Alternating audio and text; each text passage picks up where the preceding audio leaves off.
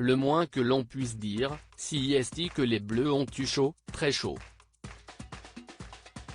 Samedi 10 décembre, l'équipe de France emmenée par Didier Deschamps affrontait l'Angleterre au stade Al-Beiti à Al-Khor au Qatar.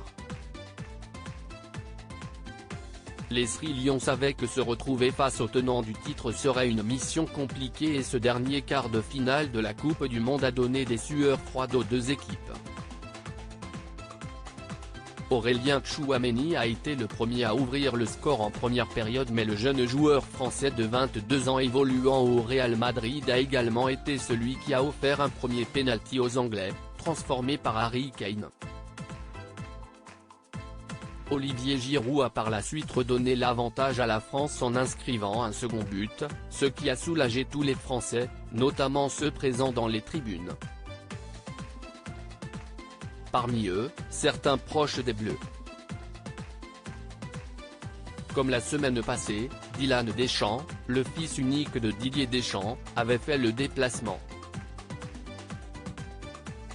Le jeune homme qui habite à Londres était accompagné de sa compagne, Mathilde. La semaine passée, la jeune femme originaire de la Côte d'Azur avait fait sensation au Qatar dans un look très sexy.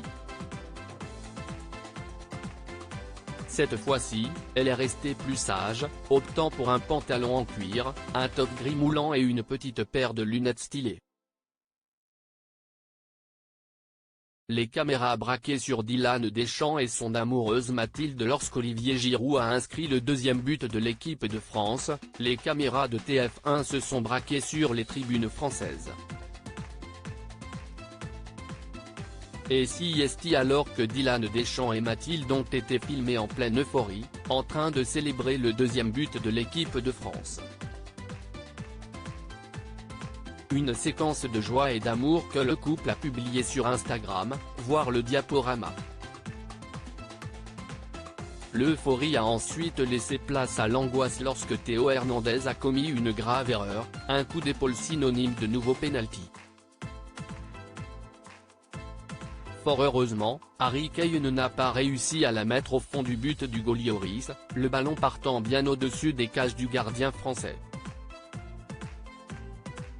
Après 8 minutes de prolongation insoutenable, les Bleus ont remporté leur quart de finale. Ils affronteront le Maroc mercredi soir pour une demi-finale historique, le Maroc ayant battu le Portugal. Ce match de l'équipe de France a réussi une audience record en attirant 17,72 millions de téléspectateurs en moyenne sur TF1. Comme le rapportent nos confrères de Pure Média, la rencontre a été suivie par 62,8% des Français présents devant leur télévision entre 20h et 22h.